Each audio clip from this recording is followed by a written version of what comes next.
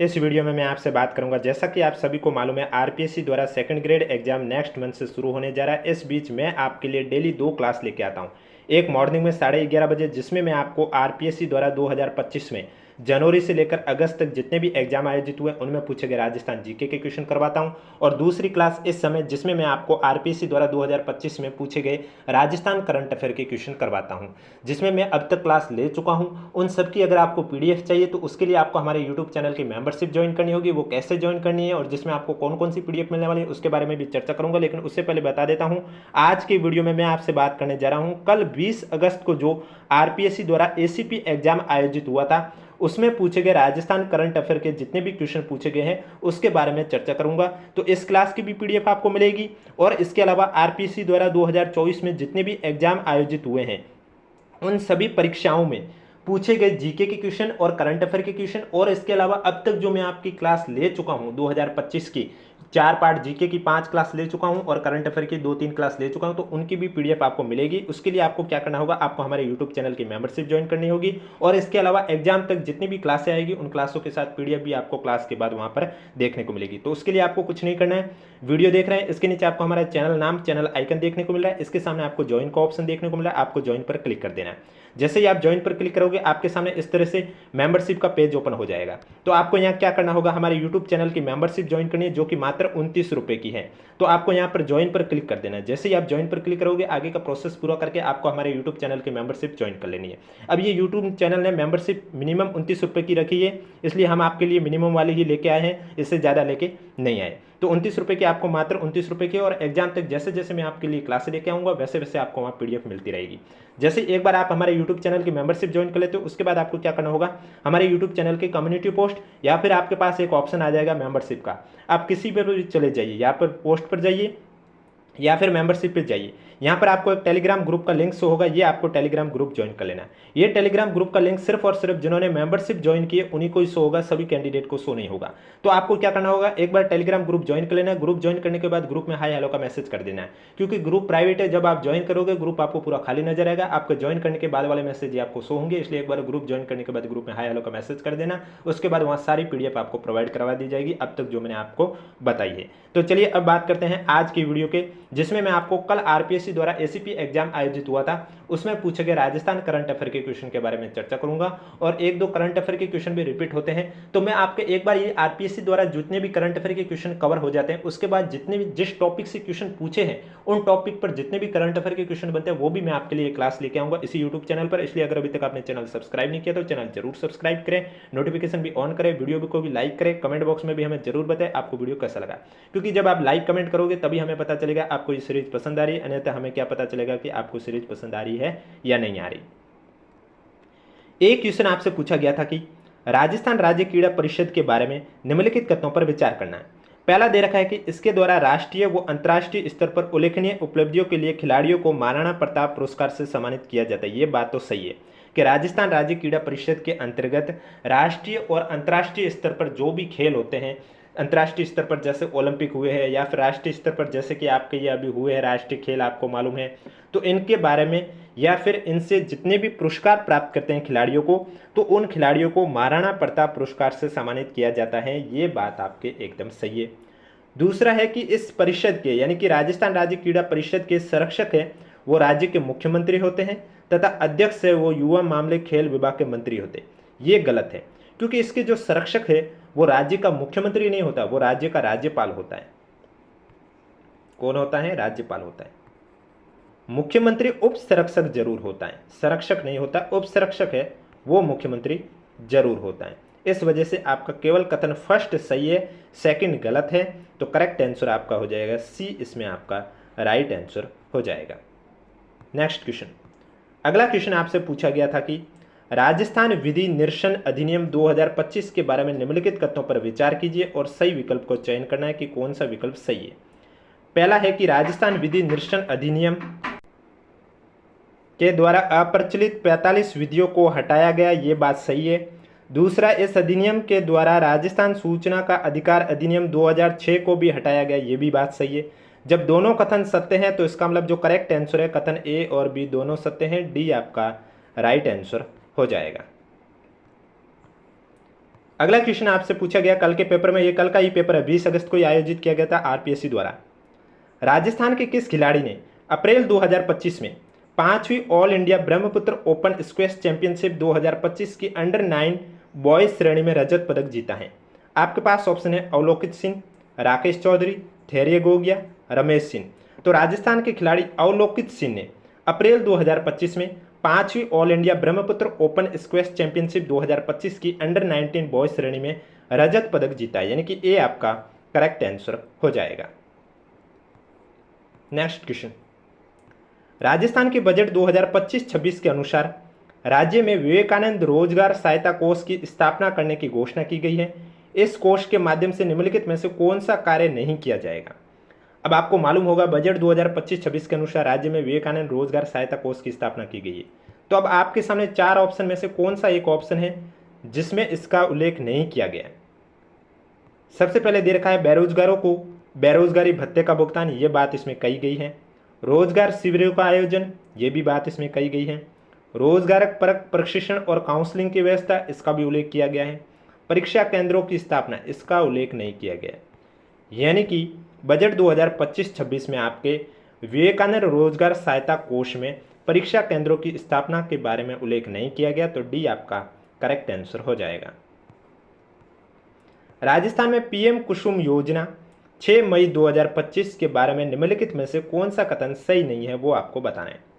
पहला दे रखा है कि इस योजना के कंपोनेंट बी में लगभग 1 लाख किसानों के कृषि पंपों को सौर ऊर्जा से जोड़ा जा चुका है, ये बात सही है कि पीएम कुसुम योजना के तहत कंपोनेंट बी में लगभग 1 लाख किसानों के कृषि पंपों को सौर ऊर्जा से जोड़ा जा चुका है। दूसरा है पीएम कुसुम योजना के कंपोनेंट ए और कंपोनेंट सी के तहत 560 ग्रिड कनेक्टेड विकेंद्रित सौर ऊर्जा संयंत्र स्थापित कर 70,000 से अधिक कृषि उपभोक्ताओं को दिन में बिजली दी जा रही है, ये भी बात सही है। तीसरा, राजस्थान ऐसा अग्रणी राज्य बन गया है जहां इस योजना के कंपोनेंट ए तथा कंपोनेंट सी के अंतर्गत सौर ऊर्जा उत्पादन 1000 मेगावाट से अधिक हो गया, ये भी सही है। चौथा, योजना के कंपोनेंट बी का क्रियान्वयन नवीकरणीय ऊर्जा विभाग द्वारा किया जा रहा है, ये बात गलत है, क्योंकि योजना का जो कंपोनेंट बी है उसका क्रियान्वयन नवीन और नवीकरणीय ऊर्जा मंत्रालय द्वारा किया जा रहा है। तो करेक्ट आंसर आपका डी हो जाएगा, जो कि पीएम कुसुम योजना के अंतर्गत असत्य कथन है। नेक्स्ट क्वेश्चन, अगला क्वेश्चन आपसे पूछा गया है कि अप्रैल 2025 में 12 जिले के अटरू कस्बे में हाड़ौती क्षेत्र की किस प्राचीन लोक परंपरा का लोकोत्सव आयोजित किया गया है?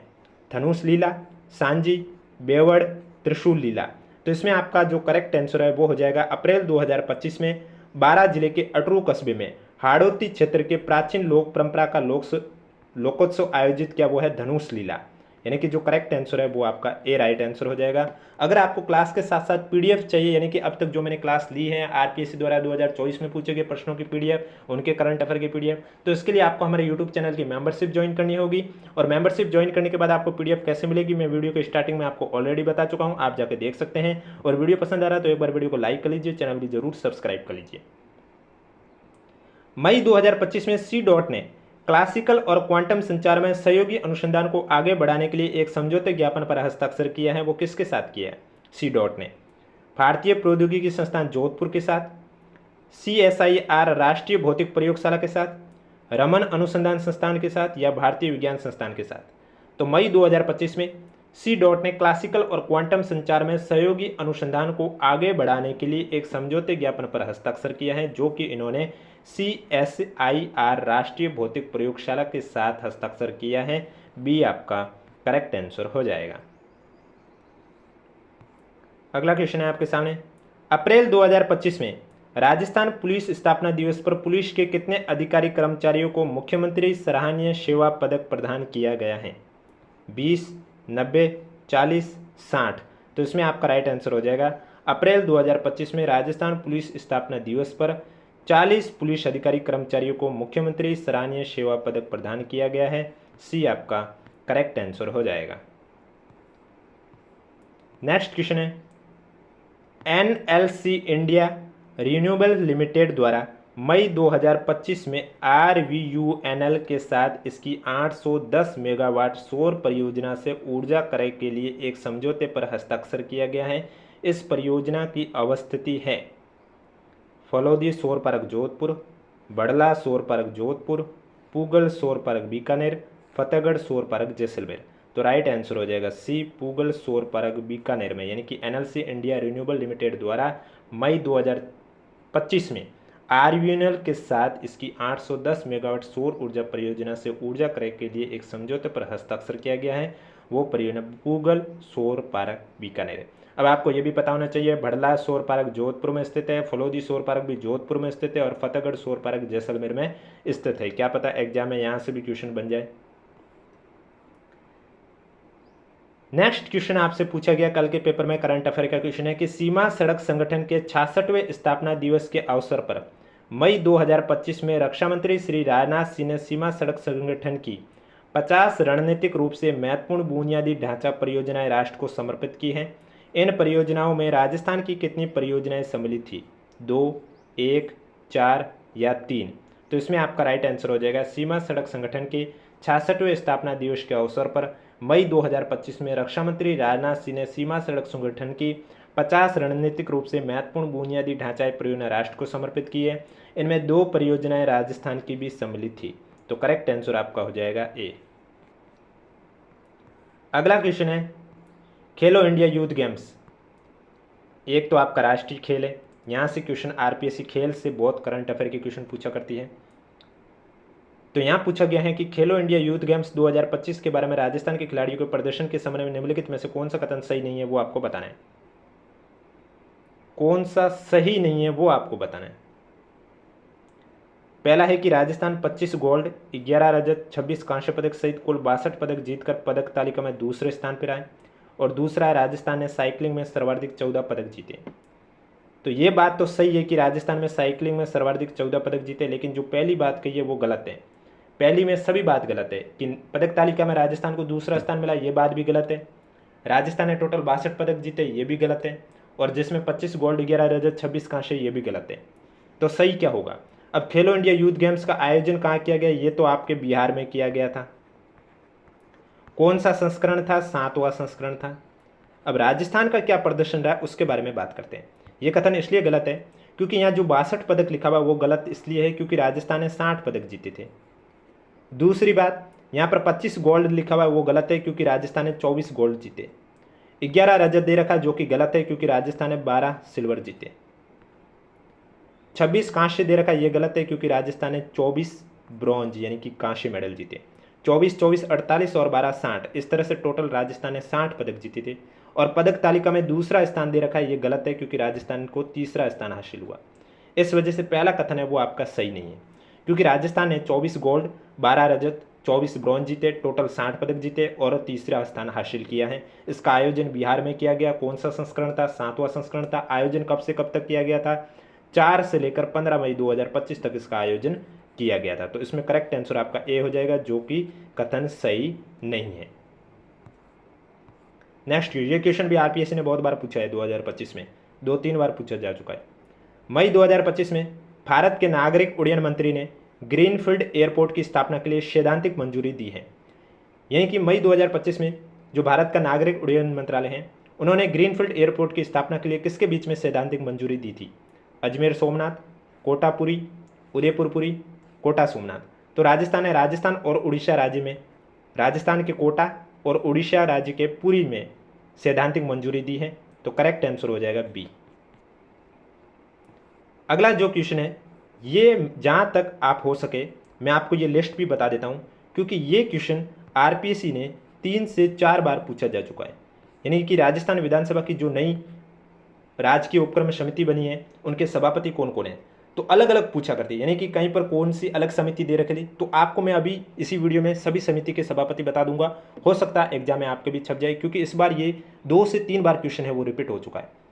अगर आपको नहीं विश्वास है तो आप हमारी करंट अफेयर की जो क्लास चल रही है उसमें देख लीजिए, आपको कितनी बार ये क्वेश्चन देखने को मिल जाए। बस फर्क इतना है कि समिति उन्होंने चेंज कर दी है और सभापति आपको, इसलिए आपको सभी समिति के सभापति की भी लिस्ट में आपको बता दूंगा। तो यहाँ क्वेश्चन पूछा गया है कि अप्रैल 2025 में राजस्थान विधानसभा की वर्ष 2025-26 के लिए गठित राजकीय उपक्रम समिति के सभापति के रूप में किसे नामित किया गया? अब इसमें पूछा गया है राजकीय उपक्रम समिति का सभापति। आपके पास ऑप्शन है कालीचरण सराफ, टीकाराम जूली, अर्जुन लाल जिंगर, गोविंद सिंह डोटासरा। तो इसमें आपका राइट आंसर हो जाएगा राजकीय उपक्रम समिति का सभापति कालीचरण सराफ को बनाया गया है, यानी कि ए आपका करेक्ट आंसर हो जाएगा। और वीडियो पसंद आ रहा है तो एक बार वीडियो को लाइक जरूर करें, कमेंट बॉक्स में भी हमें जरूर बताएं आपको वीडियो कैसा लग रहा है, क्योंकि जब आप लाइक करोगे कमेंट करोगे तभी हमें पता चलेगा कि आपको ये सीरीज है वो पसंद आ रही है। तो अब चलिए मैं बात करता हूं इन समिति के सभापति और कौन कौन सी समिति के कौन है सभापति, क्योंकि एग्जाम में हो सकता है इनमें से कोई भी आपसे पूछा जा सकता है। जैसे कि अगर एग्जाम में पूछ ले कि नियम समिति के सभापति कौन है, तो नियम समिति के सभापति है वासुदेव देवनानी। प्रश्न और संदर्भ समिति के सभापति कौन है, तो प्रश्न और संदर्भ समिति के सभापति है वो आपके संदीप शर्मा है। अगर पूछ ले कि महिलाओं और बालकों के कल्याण संबंधी समिति के सभापति कौन है, तो महिलाओं और बालकों के कल्याण संबंधी समिति के सभापति है कल्पना देवी। पिछड़े वर्ग के कल्याण संबंधी समिति के सभापति कौन है, तो पिछड़े वर्ग के कल्याण संबंधी समिति के सभापति है केसाराम चौधरी। अनुसूचित जाति कल्याण समिति के सभापति कौन है, तो अनुसूचित जाति कल्याण समिति के सभापति है विश्वनाथ मेघवाल। अनुसूचित जनजाति कल्याण समिति के सभापति कौन है, तो अनुसूचित जनजाति कल्याण समिति के सभापति है फूल सिंह मीणा। फिर आपके सामने गृह तथा स्थानीय निकाय और पंचायती राज संस्थाओं संबंधी समिति के सभापति कौन है, तो गृह स्थानीय निकाय और पंचायती राज संस्थाओं संबंधी समिति के सभापति है आपके हरीश सिंह रावत। पुस्तकालय और सरकारी आश्वासन संबंधी समिति के सभापति कौन है, तो पुस्तकालय और सरकारी आश्वासन संबंधी समिति के सभापति है आपके जितेंद्र कुमार। याचिका और सदाचार समिति के सभापति कौन है, याचिका और सदाचार समिति के सभापति है कैलाश चंद्र वर्मा। विशेषाधिकार और अधीनस्थ विधान संबंधी समिति के सभापति कौन है, तो विशेषाधिकार और अधीनस्थ विधान संबंधी समिति के सभापति है नरेंद्र बुडानिया। अल्पसंख्यकों के कल्याण और पर्यावरण संबंधी समिति के सभापति कौन है, तो अल्पसंख्यकों के कल्याण और पर्यावरण संबंधी समिति के सभापति है दयाराम परमार। सामान्य प्रयोजन संबंधी समिति के सभापति कौन है, सामान्य प्रयोजन संबंधी समिति सभापति है वासुदेव देवनानी। जनलेखा समिति के सभापति कौन है, जनलेखा समिति के सभापति है टीकाराम जूली। प्राकलन समिति क के सभापति कौन है, प्राकलन समिति क के सभापति है अर्जुन लाल जी नगर। प्राकलन समिति ख के सभापति कौन है, प्राकलन समिति ख के सभापति है बाबू सिंह। राजकीय उपक्रम समिति, ये अभी जो क्वेश्चन पूछा था उसमें ये पूछा गया था, तो राजकीय उपक्रम समिति के सभापति है कालीचरण सराफ। तो ये सभी लिस्ट है, आपको पता होनी चाहिए, क्या पता आपको एग्जाम में कोई भी समिति का सभापति पूछा जा सकता है। तो ये थे जो कि कल आरपीएससी द्वारा एग्जाम आयोजित हुआ था, उसमें पूछे गए करंट अफेयर के क्वेश्चन थे। अब अगर आपको आरपीएससी द्वारा 2024 में जितने भी एग्जाम आयोजित हुए थे उनमें पूछे गए जीके और करंट अफेयर की पीडीएफ, इसके अलावा 2025 में अब तक जो मैं क्लास ले चुका हूँ, यानी कि जीके की 5 क्लास ले चुका हूँ, करंट अफेयर की 3 क्लास ले चुका हूँ, और आगे भी एग्जाम तक जैसे जैसे क्लास आएगी आपको वैसे वैसे उनकी पीडीएफ चाहिए, तो उसके लिए आपको क्या करना होगा, हमारे यूट्यूब चैनल की मेंबरशिप ज्वाइन करनी होगी। मेंबरशिप ज्वाइन करने के लिए आपको क्या करना होगा, अभी जो आप वीडियो देख रहे हैं इसके नीचे आपको हमारा चैनल आइकन, चैनल का नाम देखने को मिल रहा है, इसके सामने आपको ज्वाइन का ऑप्शन देखने को मिल रहा है, आपको ज्वाइन पर क्लिक कर देना है। जैसे ही आप ज्वाइन पर क्लिक करते हो उसके बाद आपको क्या करना होगा, इस तरह से पेज ओपन होगा मेंबरशिप का। तो यहाँ आपको मात्र 29 रुपये की मेंबरशिप ज्वाइन करनी है, यहाँ पर ज्वाइन कर लेना है और मेंबरशिप की पूरी फॉर्मेलिटी कंप्लीट करके आपको मेंबरशिप ज्वाइन कर लेनी है। उसके बाद आपको क्या करना होगा, आपको हमारे यूट्यूब चैनल के कम्युनिटी पोस्ट पर आ जाना है। यहाँ पर आपको फिर एक और ऑप्शन आ जाएगा मेंबरशिप, जैसे ही आप ज्वाइन करोगे तो आपको मेंबरशिप का भी ऑप्शन आ जाएगा। तो या तो आप मेंबरशिप पे जाइए या फिर पोस्ट पर जाइए, वहाँ पर आपको एक टेलीग्राम ग्रुप का लिंक शो होगा। आपको क्या करना होगा, ये टेलीग्राम ग्रुप ज्वाइन कर लेना। अब मैं बता देता हूँ, ये टेलीग्राम ग्रुप का लिंक सिर्फ और सिर्फ जिन्होंने मेंबरशिप ज्वाइन किए उन्हीं को ही शो होगा, सभी कैंडिडेट को शो नहीं होगा। तो आपको क्या करना होगा, ये टेलीग्राम ग्रुप ज्वाइन कर लेना है। ग्रुप ज्वाइन करने के बाद ग्रुप में हाय हेलो का मैसेज कर देना है, क्योंकि ग्रुप प्राइवेट है। जब आप ज्वाइन करोगे ग्रुप आपको पूरा खाली नजर आएगा, आपके ज्वाइन करने के बाद वाले मैसेज ही आपको शो होंगे। इसलिए एक बार ग्रुप ज्वाइन करने के बाद ग्रुप में हाय हेलो का मैसेज कर देना। उसके बाद वहाँ सारी पीडीएफ आपको प्रोवाइड करवा दी जाएगी, जिसमें आपको आरपीएससी द्वारा 2024 में जितने भी एग्जाम आयोजित हुए उनमें पूछे गए आपके राजस्थान जीके के क्वेश्चन, करंट अफेयर के क्वेश्चन, और 2025 में अब तक जो मैं क्लास ले चुका हूँ उन सब की पीडीएफ, यानी कि जीके की 5 क्लासों की और करंट अफेयर की 2-3 क्लासों की पीडीएफ, और एग्जाम तक जैसे जैसे मैं आपके लिए कंटेंट लेके आऊँगा तो वहाँ पीडीएफ आपको मिलती रहेगी। इसलिए अगर अभी तक आपने हमारे यूट्यूब चैनल की मेंबरशिप ज्वाइन नहीं की है तो जल्दी से जाकर ज्वाइन कीजिए।